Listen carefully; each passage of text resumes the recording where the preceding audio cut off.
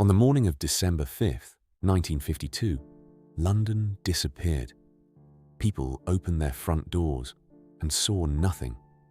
Not the street, not the buildings across the road, not even the end of the sidewalk.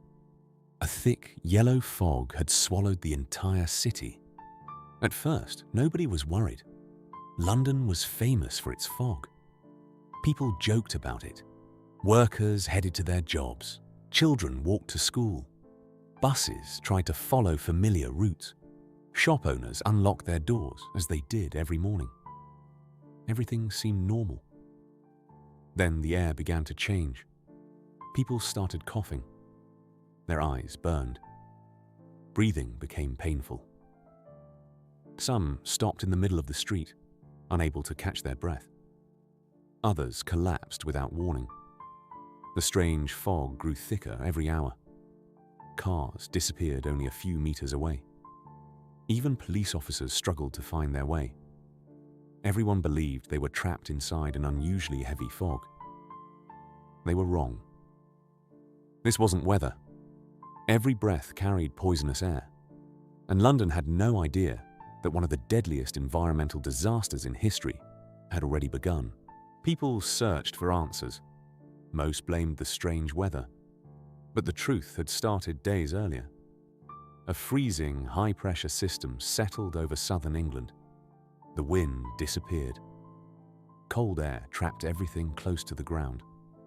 Normally, smoke from homes and factories drifted into the sky.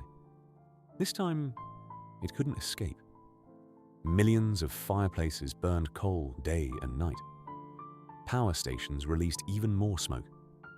Factories added thick clouds of soot, hour after hour. The pollution mixed with the damp winter fog. The air became darker, heavier, more poisonous. Every new fire made the cloud grow larger.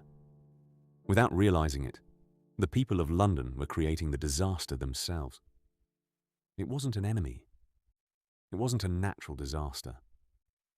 It was the city's own smoke, slowly turning every breath into poison.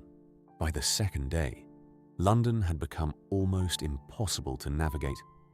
Drivers abandoned their cars. Buses stopped running. Even experienced taxi drivers refused to continue. People stretched out their hands, trying to find walls, fences, or doorways. Many could barely see a few steps ahead. Police officers carried flashlights in the middle of the day. Ambulances struggled to reach the sick. Hospitals filled faster every hour. Inside theaters, the fog drifted through open doors. Train stations slowed to a crawl. Flights were cancelled. The city that never seemed to stop had fallen almost completely silent.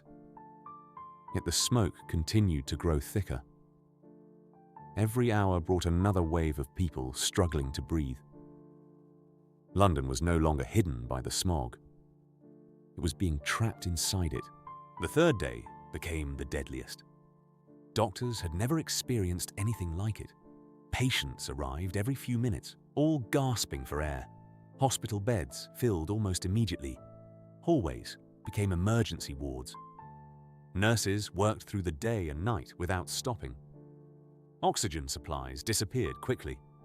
Many elderly people could no longer breathe on their own. Young children became desperately ill.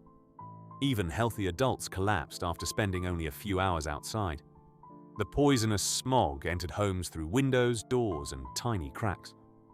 Staying indoors no longer guaranteed safety. Families covered their faces with damp cloths, hoping it would help. It didn't. Every breath burned the throat. Every cough became more painful. Outside, the streets remained almost empty. Inside hospitals, every room was full. London kept waiting for the wind to return. But the air never changed. Instead, more ambulances arrived. More families lost loved ones. And the city slowly realized this was far more than an ordinary fog. After 5 long days, the weather finally changed.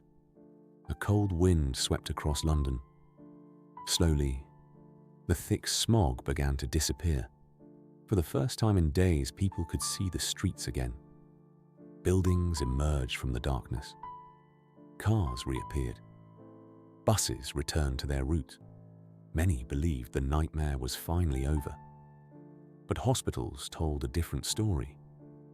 Patients were still arriving. Many who had survived the worst days suddenly became critically ill. The poisonous particles had already damaged their lungs.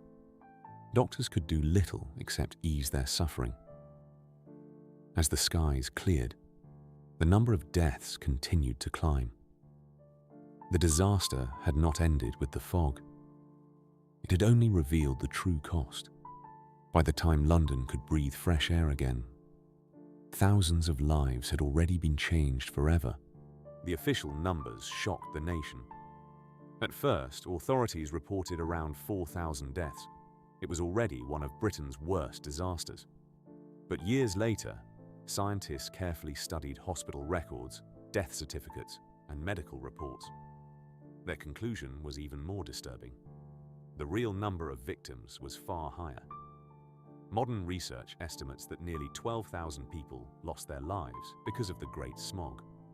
More than 100,000 others became seriously ill. The disaster changed Britain forever. People demanded cleaner air. The government could no longer ignore the danger. In 1956, Parliament passed the Clean Air Act. Coal smoke was reduced. Cleaner fuels became more common. The deadly fog of the 1952 became a turning point, proving that polluted air could be just as deadly as any natural disaster. Today, the Great Smog of London is remembered as one of the deadliest environmental disasters in history. It lasted only 5 days, yet its impact is still felt more than 70 years later. The disaster changed how governments around the world viewed air pollution. Scientists began studying the long-term effects of dirty air. Many countries introduced stricter environmental laws. Cleaner energy slowly replaced the coal that had filled cities with smoke for generations. The tragedy also changed public awareness. People realized that polluted air could not always be seen until it was too late. The Great Smog became a warning for every growing city. It proved that progress without clean air carries a terrible price. Thousands lost their lives before the world finally understood that something as ordinary as the air we breathe can become one of the deadliest dangers of all. The Great Smog lasted only 5 days, but those 5 days changed history forever. What began as an ordinary winter fog became one of the deadliest environmental disasters the world had ever seen. Thousands of lives were lost. Hundreds of thousands suffered lasting damage to their health. Yet the tragedy also forced change. New laws were passed. Cities became cleaner, and millions of future lives were likely saved because the world finally listened. Today, the Great Smog is more than a story about London. It is a warning. The air around us may look harmless, but appearances can be dangerously misleading. Sometimes the greatest danger cannot be seen. It can only be breathed. And in December 1952, London learned that lesson at a terrible cost.